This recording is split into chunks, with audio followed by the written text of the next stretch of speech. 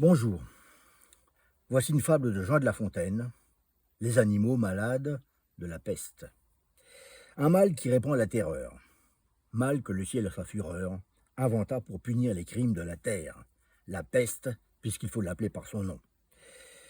Capable d'enrichir en un jour l'Achéron, faisait aux animaux la guerre.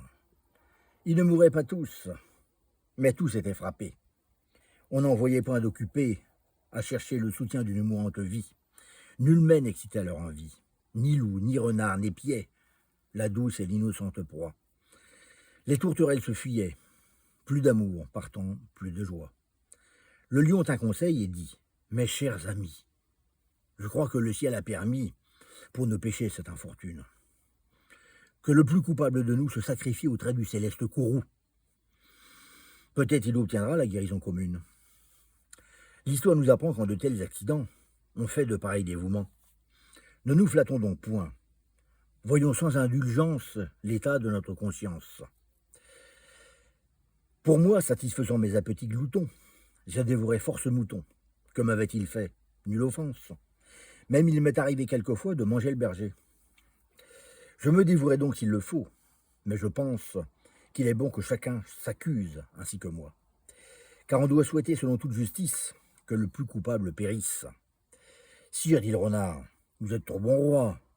Vos scrupules vous font voir trop de délicatesse. Eh bien, manger mouton, canaille, cette espèce, est-ce un péché? Non, non, vous leur fîtes, Seigneur, en les croquant beaucoup d'honneur.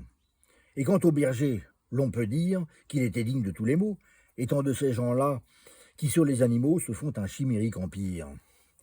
Ainsi dit le renard, et flatteur d'applaudir. On n'ose trop approfondir du tigre, ni de l'ours, ni des autres puissances, les moins pardonnables offenses. Tous les gens querelleurs, jusqu'au simple matin, au dire de chacun, étaient de petits saints. L'âne vint à son tour et dit: J'ai souvenance qu'en un près de moi ne passant, la faim, l'occasion, l'herbe tendre, et je pense quelque diable aussi me poussant.